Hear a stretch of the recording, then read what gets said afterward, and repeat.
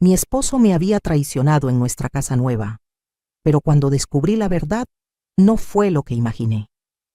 Lo que vi en esa grabación me dejó helada, y lo que hice después cambió mi vida para siempre. El antiguo dueño de la casa me había citado en una cafetería del centro. Mi corazón latía tan fuerte que sentía que se me iba a salir del pecho. Durante todo el camino, mi mente no dejaba de imaginar las peores escenas. Infidelidad. Esa palabra me perseguía como una sombra. Después de 42 años juntos, después de haberlo dado todo por él y nuestra familia, la sola idea de que Roberto me hubiera sido infiel en nuestro propio hogar me partía el alma. Llegué a la cafetería temblando. El señor Morales, un hombre de unos 60 años con aspecto serio, ya me esperaba en una mesa del fondo. Tenía una laptop frente a él y su expresión era grave. Me senté sin decir palabra.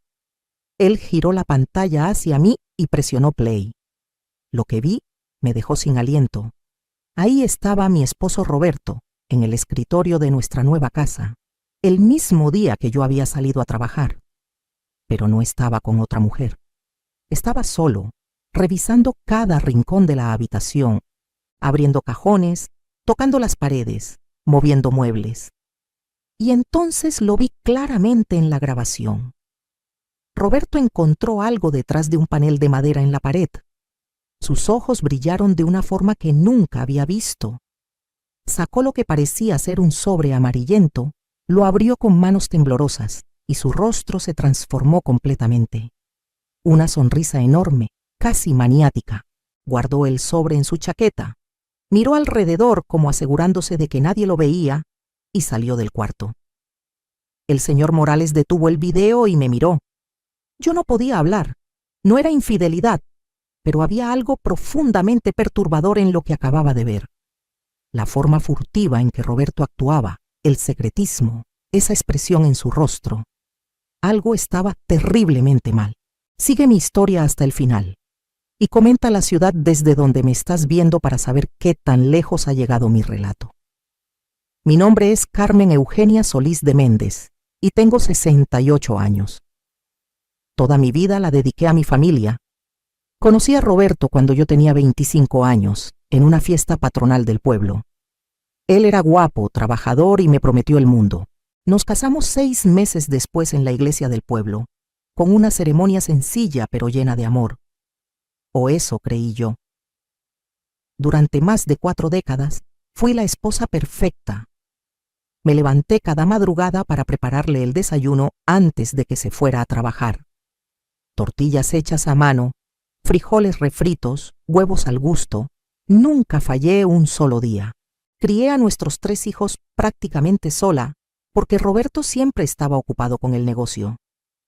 Trabajé durante 30 años como maestra de primaria, pero mi sueldo siempre iba directo a la casa, a los gastos de los niños, a las necesidades de la familia. Roberto manejaba las finanzas. Yo nunca pregunté. Confiaba en él completamente. Cuando los niños crecieron, las cosas no mejoraron como yo esperaba. Mi hija mayor, Verónica, se casó con un hombre que nunca me cayó bien. Ella cambió, se volvió distante, fría. Mi hijo del medio, Roberto Jr., se fue a trabajar al norte y casi no llama. Y el menor, Carlitos, mi bebé, cayó en malas compañías. Gasté mis ahorros personales sacándolo de problemas más veces de las que puedo contar. Pero ahí estaba yo, siempre firme, siempre disponible, siempre dando. Mi madre, que en paz descanse, solía decirme que yo era demasiado buena, que la gente se aprovechaba de mí. Yo le respondía que así era el amor, que la familia era lo primero, que el sacrificio era parte de ser mujer, de ser madre, de ser esposa. Ahora sus palabras resonaban en mi cabeza como campanas de advertencia que nunca quise escuchar. Roberto y yo habíamos vivido toda nuestra vida de casados en una casa modesta en las afueras de la ciudad. No era gran cosa, pero era nuestra. Yo la había llenado de recuerdos, de amor, de vida. Sin embargo, un día Roberto llegó con una noticia que me dejó atónita. Había vendido la casa, así sin consultarme. Me dijo que había conseguido un precio excelente y que con ese dinero, más unos ahorros que tenía guardados, podríamos comprar la casa de nuestros sueños. Una propiedad hermosa en un barrio tranquilo, con jardín, con ese escritorio grande que yo siempre había querido para mis libros. Me mostró las fotos y debo admitir que me emocioné. Después de tanto sacrificio, pensé, finalmente tendríamos algo bonito para disfrutar en nuestros años dorados. Firmé los papeles donde Roberto me indicó. Nunca leí los detalles.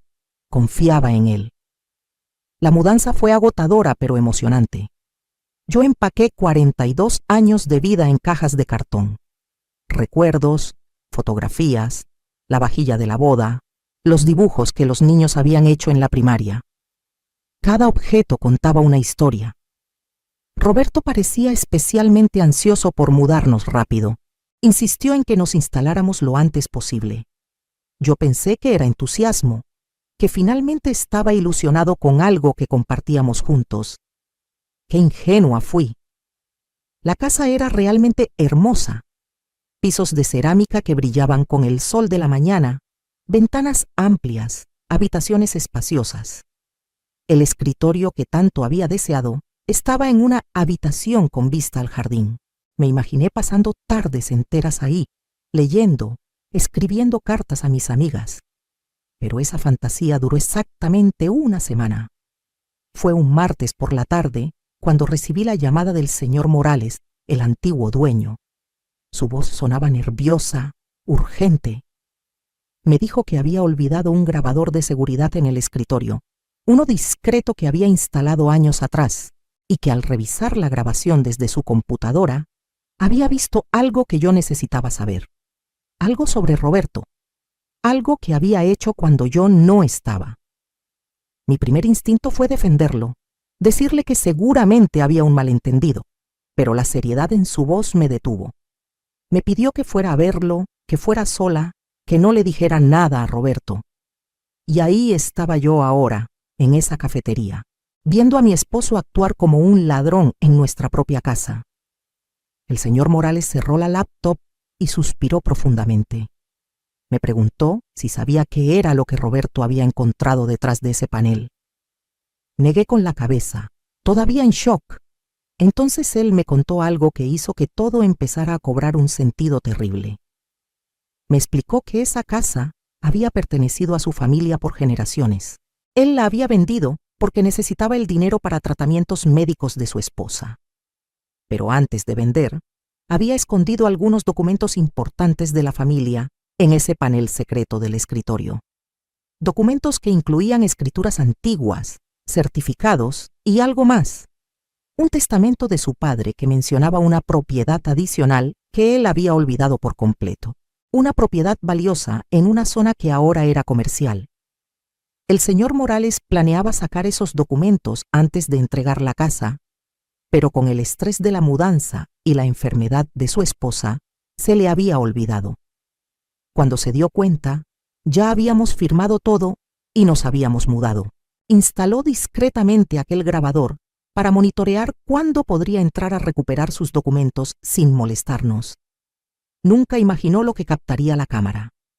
Roberto había encontrado esos documentos, y por la forma en que actuó en el video, por esa sonrisa y ese secretismo, el señor Morales y yo llegamos a la misma conclusión. Mi esposo planeaba quedárselos. Planeaba apropiarse de algo que no le pertenecía.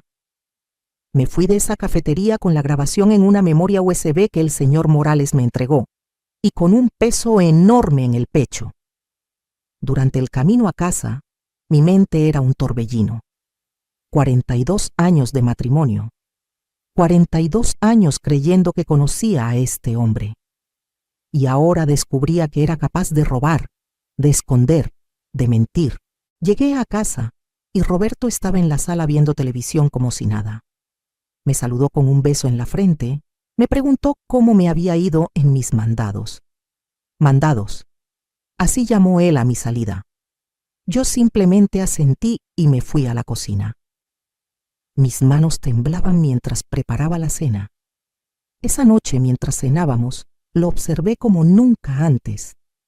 Cada gesto, cada palabra, Me pregunté cuántas otras veces me habría mentido, cuántos otros secretos guardaría.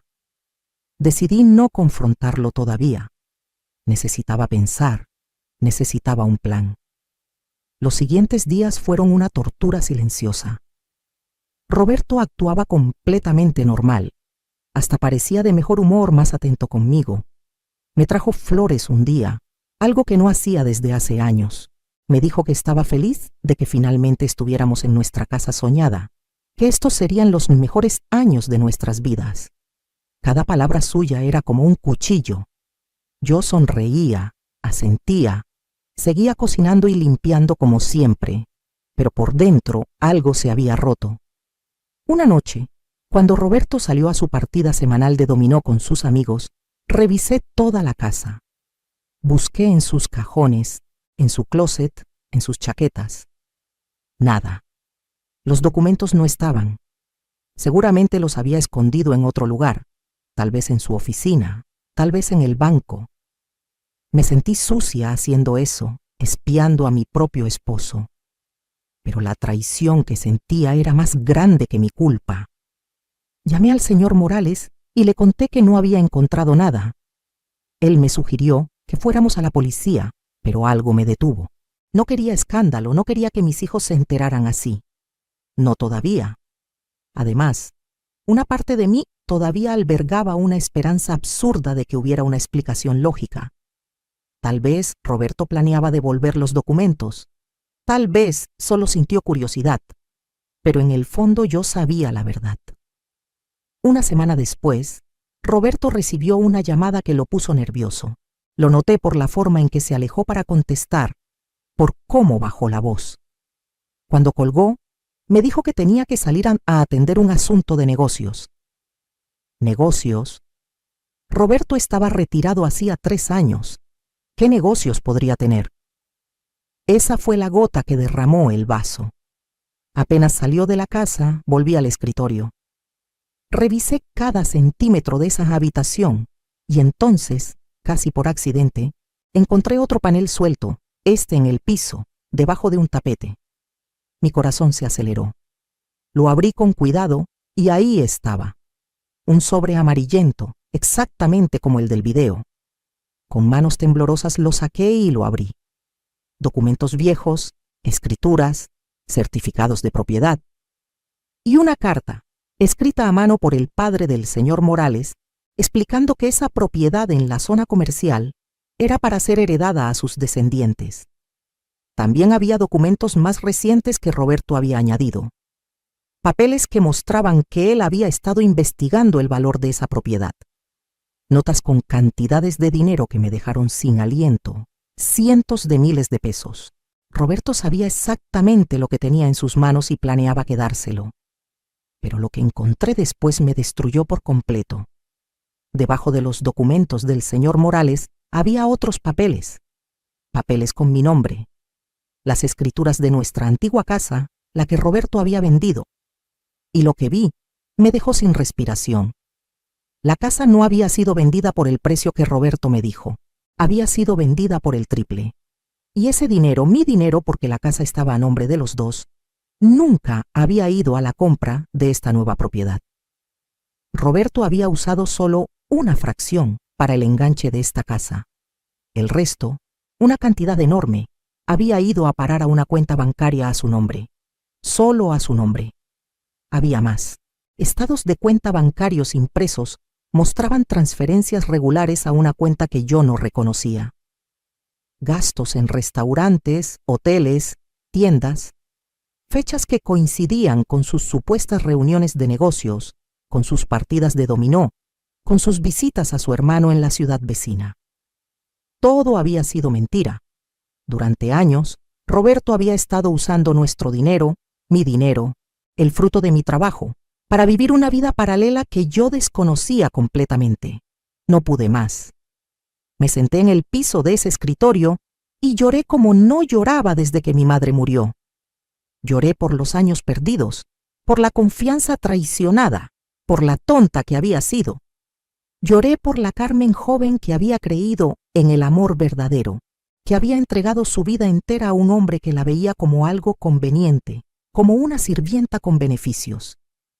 Cuando ya no me quedaron más lágrimas, algo cambió dentro de mí. La tristeza se transformó en algo diferente, en claridad, en determinación.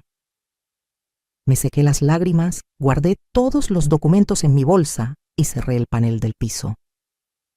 Roberto regresó esa noche de muy buen humor. Traía una botella de vino y me propuso que cenáramos algo especial. Yo acepté con una sonrisa. Preparé sus enchiladas favoritas, puse la mesa bonita, hasta me arreglé un poco. Roberto estaba encantado, halagándome, diciéndome que me veía hermosa. Esa noche, mientras él dormía profundamente a mi lado, yo me quedé despierta mirando el techo. Por primera vez en 42 años, vi a mi esposo como lo que realmente era: un extraño, un mentiroso, un ladrón, y decidí que no me quedaría de brazos cruzados. Lo que Roberto no sabía, lo que nadie en mi familia sabía, era que yo no era la mujer sin recursos que todos creían. Mi madre, antes de morir hace 10 años, me había dejado una herencia considerable: una casa en el pueblo, algunas tierras y una cuenta bancaria que había alimentado durante toda su vida trabajando como costurera. Mamá había sido una mujer extremadamente ahorrativa y visionaria. Cuando me entregó esos documentos, meses antes de su muerte, me hizo prometer que nunca le diría a Roberto. Ella nunca confió en él completamente. Decía que veía algo en sus ojos, algo que no le gustaba. Yo había defendido a mi esposo, pero respeté sus deseos. Vendí la casa del pueblo y las tierras poco después de su muerte, y ese dinero, junto con lo que ella me dejó, estaba en una cuenta bancaria a mi nombre únicamente. Nunca lo toqué. Era mi seguridad, mi red de protección. Durante estos 10 años, esa cuenta había crecido con intereses.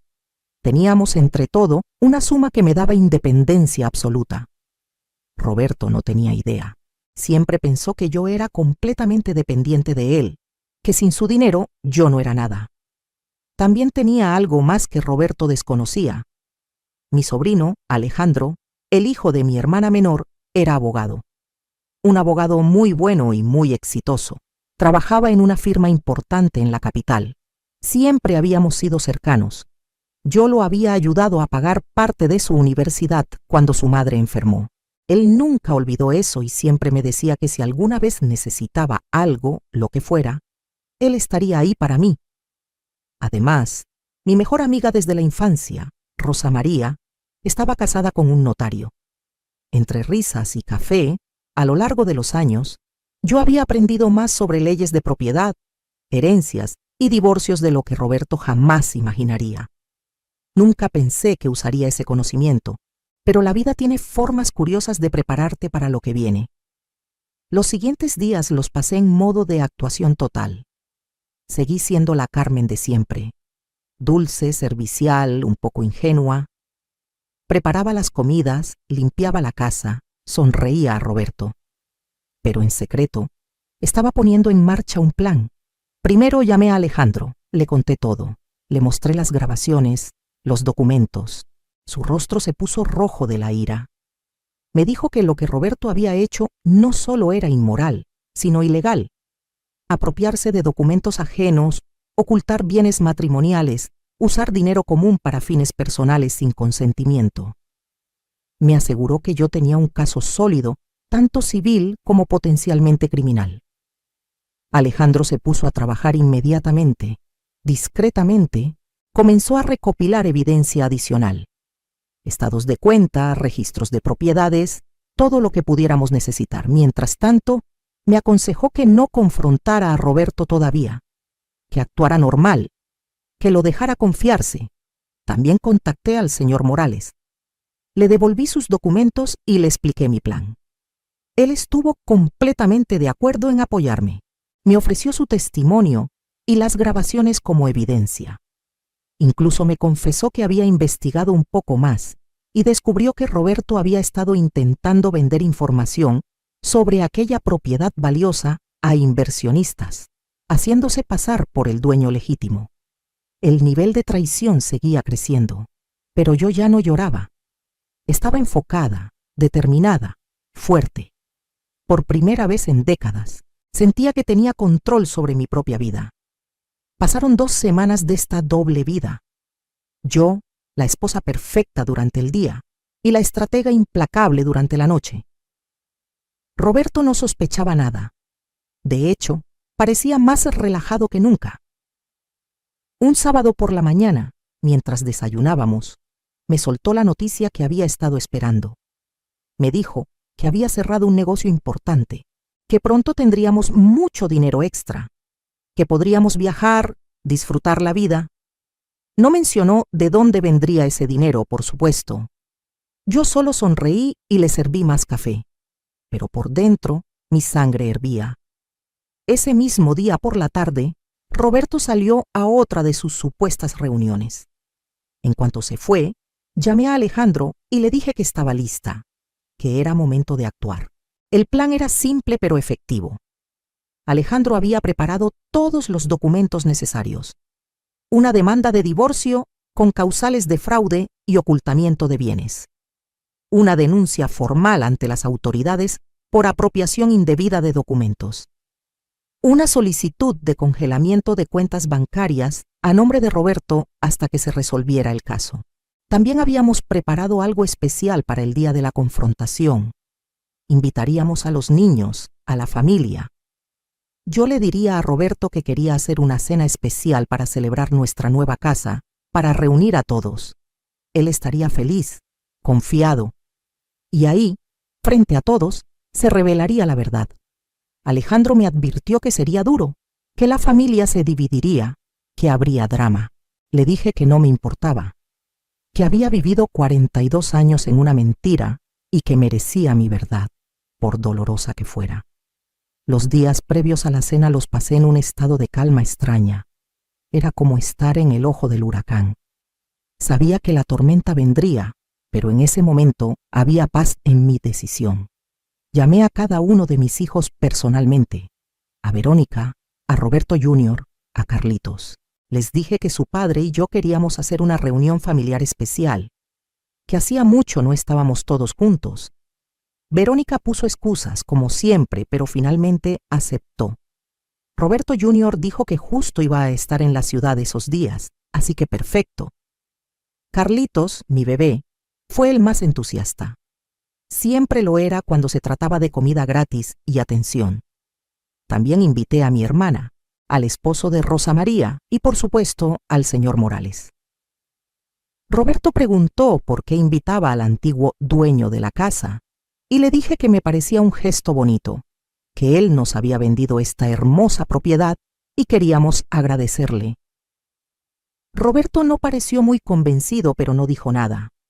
La noche antes de la cena, mientras Roberto dormía, yo repasé todo una última vez. Los documentos estaban listos. Alejandro estaría ahí con un colega. El notario, esposo de Rosa María, también asistiría como testigo. Las grabaciones estaban listas para ser mostradas. No había vuelta atrás. Me miré en el espejo del baño. Esa mujer que me devolvía la mirada ya no era la Carmen sumisa de hace un mes. Había fuego en esos ojos, había determinación, había justicia. El día de la cena llegó. Pasé la mañana cocinando. Preparé mole, arroz, frijoles, tortillas hechas a mano, agua de horchata.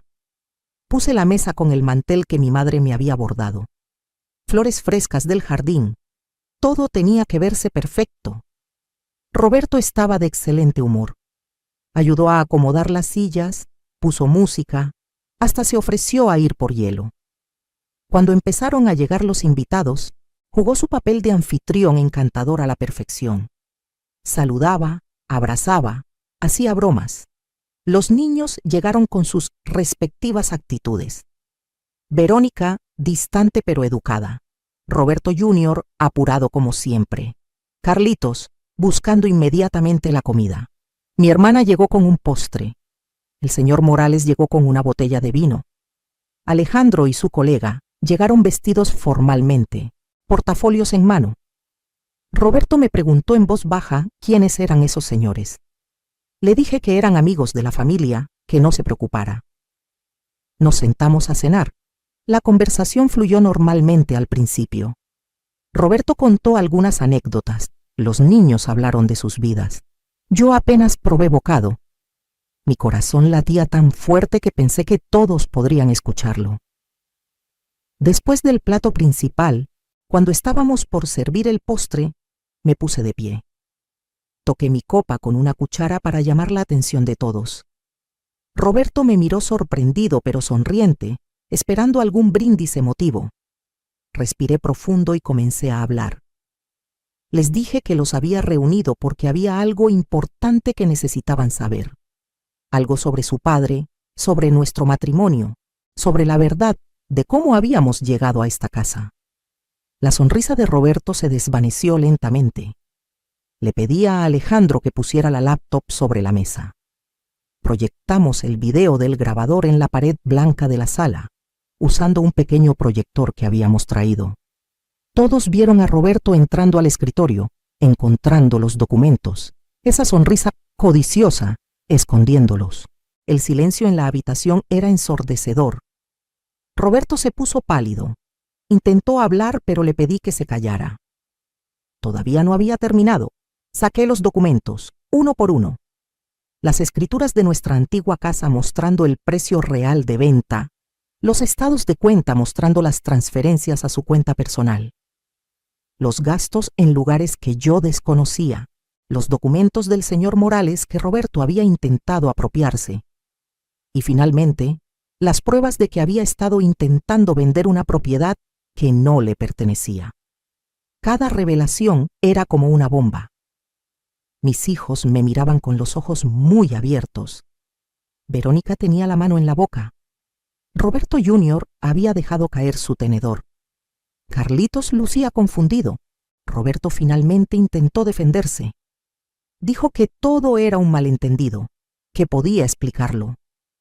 Empezó con excusas vagas, contradictorias, que había guardado el dinero para darnos una sorpresa, que los documentos del señor Morales los había encontrado por accidente y planeaba devolverlos, que los gastos eran de negocios legítimos. Nadie le creyó. Ni siquiera él sonaba convincente. Entonces, Alejandro se puso de pie. Se presentó formalmente como mi abogado y procedió a explicar en términos legales claros cada uno de los delitos que Roberto había cometido: fraude matrimonial, ocultamiento de bienes, apropiación indebida, intento de estafa. Le entregó a Roberto un sobre. Dentro estaban los papeles de divorcio y una citación legal. Roberto abrió el sobre con manos temblorosas. Su rostro pasó del blanco al rojo. Se puso de pie bruscamente tirando su silla. Empezó a gritar que cómo me atrevía a humillarlo así, que después de todo lo que había hecho por mí, que yo no era nadie sin él, que esta casa era suya. Ahí fue cuando jugué mi carta final. Con una calma que no sabía que poseía, le informé que esta casa, efectivamente, tenía un dueño, pero no era él. Saqué otro documento, la escritura de la casa donde estábamos. Cuando Roberto la había comprado, había usado dinero de la venta de nuestra antigua casa, casa que estaba a nombre de ambos. Según la ley, yo tenía derecho al 50% de esa venta. Roberto había usado ese dinero sin mi consentimiento informado para comprar esta nueva propiedad. Además, había ocultado el resto del dinero. Gracias al excelente trabajo de Alejandro y el notario presente, habíamos logrado que un juez emitiera una orden preventiva. Esta casa ahora estaba embargada hasta que se resolviera el caso. Pero había más. Con mi propio dinero, el que Roberto desconocía, yo había hecho una oferta formal de compra al banco que había financiado el resto de la hipoteca. Una oferta que fue aceptada. Les mostré a todos el documento. Esta casa ahora era legalmente mía, solo mía. Roberto enloqueció. Empezó a gritar que eso era imposible, que yo no tenía dinero, que de dónde había sacado para comprar una casa. Con una sonrisa, le expliqué lo de la herencia de mi madre. Sus ojos casi se salen de sus órbitas. Durante 10 años había tenido recursos y él nunca lo supo. Durante 10 años pude haberme ido, pero me quedé, intentando hacer funcionar nuestro matrimonio mientras él me robaba y me mentía. Roberto intentó acercarse a mí, no sé si para intimidarme o para suplicar, pero Alejandro y su colega se interpusieron. Los niños estaban en shock total. Verónica rompió en llanto. Roberto Jr. se veía entre enojado y confundido. Carlitos finalmente pareció entender la gravedad de la situación. Le di a Roberto una opción simple. Podía firmar los papeles de divorcio de manera civilizada, aceptando una división de bienes justa bajo supervisión legal, devolviendo lo que me había robado y cooperando con el señor Morales para resolver el asunto de los documentos apropiados. O podíamos ir a juicio, donde todo esto se haría público, donde las acusaciones criminales procederían y donde él perdería absolutamente todo, incluida su reputación y posiblemente su libertad. También le informé que había abierto una cuenta bancaria nueva, donde había depositado una cantidad razonable para sus gastos inmediatos, suficiente para que rentara un lugar y se mantuviera dignamente mientras se resolvía todo. No quería dejarlo en la calle, no porque lo mereciera, sino porque yo no era como él. Pero tenía una condición.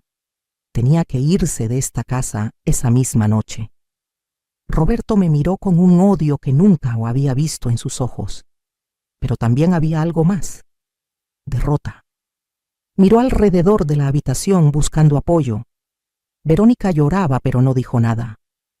Roberto Jr. evitaba su mirada. Carlitos estaba pálido. Mi hermana me apretó la mano en señal de apoyo. El señor Morales asintió con aprobación. Rosa María y su esposo estaban serios, pero claramente de mi lado. Alejandro mantenía su postura profesional, pero protectora. No tenía a nadie. Finalmente, con la voz quebrada, Roberto preguntó si al menos podía llevarse su ropa. Le dije que por supuesto, que sus cosas personales eran suyas. Alejandro y su colega lo acompañaron al cuarto para que empacara, asegurándose de que no tomara nada que no le perteneciera. El resto nos quedamos en la sala en un silencio pesado. Verónica finalmente se acercó a mí. Me preguntó por qué no le había contado antes. Le expliqué que necesitaba hacer esto correctamente, legalmente, que no quería involucrarlos hasta estar segura. Me abrazó y lloró en mi hombro. Me pidió perdón por haber sido tan distante, por no haber estado ahí para mí. Roberto Jr. se acercó también. Dijo que siempre supo que su padre tenía secretos, pero nunca imaginó que fueran así de graves. Me ofreció su apoyo total. Carlitos, mi bebé, me abrazó fuerte y me dijo que era la mujer más valiente que conocía. En ese momento, abrazada por mis hijos, sentí que todo había valido la pena. Toda la planeación, el dolor, la actuación. Roberto bajó con 2 maletas. Se veía 10 años más viejo que en la mañana. Se dirigió a la puerta sin decir palabra. Antes de salir, se volteó y me miró una última vez. Abrió la boca como para decir algo, pero no salió nada. Simplemente salió y cerró la puerta detrás de él. El sonido de esa puerta cerrándose fue como el final de un capítulo de mi vida. 42 años resumidos en un clic. Los meses siguientes fueron intensos pero liberadores. El proceso de divorcio avanzó más rápido de lo esperado. Roberto, aconsejado por su propio abogado, decidió no pelear. Aceptó los términos. Tuvo que devolver el dinero que había ocultado, o al menos la mayor parte. Algunos gastos ya estaban hechos y no se podían recuperar, pero la cantidad que recibí fue sustancial. El señor Morales recuperó sus documentos y decidió no presentar cargos criminales, con la condición de que Roberto firmara una declaración reconociendo lo que había hecho. Roberto accedió. La propiedad valiosa mencionada en los documentos efectivamente existía, y el señor Morales pudo reclamarla. Me dijo que mi ayuda había sido invaluable y me ofreció una recompensa que rechacé. Su amistad y apoyo eran suficientes. La casa quedó completamente a mi nombre. Hice algunos cambios. Pinté las paredes de colores que me gustaban. Rediseñé el jardín. Convertí el escritorio en mi santuario personal, lleno de libros, plantas y recuerdos que realmente valoraba. Mis hijos empezaron a visitarme más seguido. Verónica y yo reconstruimos nuestra relación. Me confesó que su esposo también la había estado controlando y que verme tomar las riendas de mi vida le dio valor para hacer cambios en la suya. Roberto Jr. empezó a llamar cada semana. Carlitos venía a comer cada domingo. Por primera vez en años, sentía que tenía una familia real, basada en respeto mutuo y amor verdadero, no en obligaciones o apariencias. Roberto, según supe por Carlitos, rentó un departamento pequeño. Seguía trabajando en algunas consultorías. Estaba solo. Ninguna familia misteriosa apareció, ninguna amante. Aparentemente su doble vida había sido solo sobre dinero y control, no sobre otra mujer. No sé si eso lo hacía mejor o peor. Intentó contactarme algunas veces, pero yo no respondí. No tenía nada que decirle. Mi abogado manejaba cualquier comunicación necesaria. Un día, aproximadamente 6 meses después de todo, Rosa María me invitó a un evento de su iglesia. Yo nunca había sido muy religiosa, pero decidí ir. Ahí conocí a un grupo de mujeres increíbles, mujeres de mi edad, algunas mayores, algunas más jóvenes. Todas con historias de superación, divorcios, viudez, enfermedades, pérdidas. Pero todas de pie, fuertes, apoyándose mutuamente. Me integré a ese grupo. Empezamos a reunirnos semanalmente. Hacíamos manualidades, cocinábamos juntas, platicábamos. Por primera vez en mi vida adulta, tenía amigas verdaderas, no solo conocidas de la iglesia o del trabajo. También empecé a hacer cosas que siempre había querido hacer, pero nunca me había permitido. Tomé clases de pintura. Descubrí que no era muy buena, pero me encantaba. Me inscribí en un club de lectura. Leí libros que Roberto hubiera considerado tontos o inútiles. Comencé a hacer yoga. Mi cuerpo, que había descuidado por años, empezó a sentirse más fuerte, más ágil. Una tarde, mientras pintaba en mi escritorio, mirando el jardín que ahora florecía con plantas que yo había elegido, me di cuenta de algo. Era feliz. Realmente feliz. No la felicidad superficial de aparentar que todo estaba bien, sino una felicidad profunda, auténtica, que venía de vivir en mi verdad. A veces pensaba en todo lo que había perdido. 42 años que no recuperaría, la juventud gastada en servir a alguien que no lo valoraba. Pero luego pensaba en todo lo que había ganado. Libertad, dignidad, respeto propio, una relación real con mis hijos, amigas verdaderas, un hogar que era mío, y eso no tenía precio. El divorcio se finalizó casi un año después de aquella cena. El día que recibí los papeles firmados por el juez, lloré, pero no de tristeza, de alivio, de alegría, de gratitud. Mi hermana organizó una pequeña celebración. Mis hijos vinieron. Mis nuevas amigas del grupo vinieron. Brindamos con champán barato y comimos pastel. Reímos hasta que nos dolió el estómago. Esa noche, cuando todos se fueron y me quedé sola en mi casa, en MI Casa, me paré frente al espejo. La mujer que me miraba tenía 69 años. Tenía arrugas que no estaban antes, canas que ya no se molestaba en pintar. Pero tenía algo más. Tenía luz en los ojos. Tenía una sonrisa genuina. Tenía paz. Han pasado 2 años desde aquella noche de la confrontación. Ahora tengo 70 años recién cumplidos. Mis hijos me hicieron una fiesta sorpresa. Vinieron con sus parejas. Verónica incluso trajo a su nueva pareja, una mujer maravillosa que la trata como reina. Me dio mucha alegría verla feliz. Roberto Jr. anunció que se va a casar. Carlitos empezó un negocio pequeño y le está yendo bien. Me pidió consejo financiero. Yo, a quien Roberto siempre trató como incapaz de entender dinero, ahora aconsejo a mi hijo sobre inversiones. La ironía no se me escapa.